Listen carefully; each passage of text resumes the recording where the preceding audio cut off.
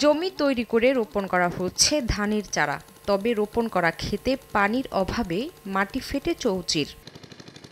বর্ষা মৌসুমে পর্যাপ্ত বৃষ্টি হয়নি দিনাজপুরে, এ কারণে পাম্পের মাধ্যমে সেচ দেওয়া হচ্ছে ধান খেতে।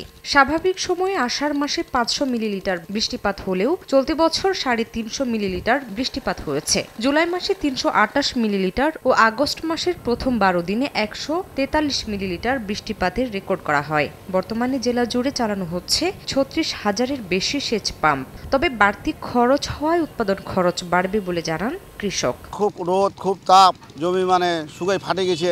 সেচ দিয়ে ধান লাগাচ্ছি, লাগানোর খরচা বেশি হয়ে যাচ্ছে। এভাবে আমাদের আবাদ করিয়া পোষায়, তেলের যে দাম, আমনে যেন কৃষকরা ন্যায্য মূল্য পায় সেটা সরকারকে নিশ্চিত করতে হবে, যাতে কৃষকরা যেন ক্ষতির মধ্যে না পড়ে। তবে কৃষি বিভাগ বলছে, বৃষ্টি না হলে আমন উৎপাদনে পাম্পের মাধ্যমে সেচ দেওয়ার বিকল্প নেই।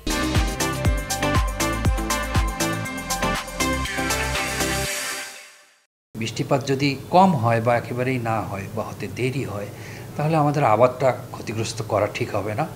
আমরা আমাদের সেচ যন্ত্রগুলি যেভাবে বড় ফসলটা আবাদ করলাম, আমরা সেচ যন্ত্রগুলি চালু করে সেভাবে যদি সেচ দিতে পারি, তাহলে ফসলটা আমার স্বাভাবিক থাকবে, ভালো হবে। কৃষি বিভাগের তথ্য মতে দিনাজপুরে আমন আবাদের লক্ষ্যমাত্রা নির্ধারণ করা হয়েছে 2,60,850 হেক্টর জমি। সময় সংবাদ, দিনাজপুর।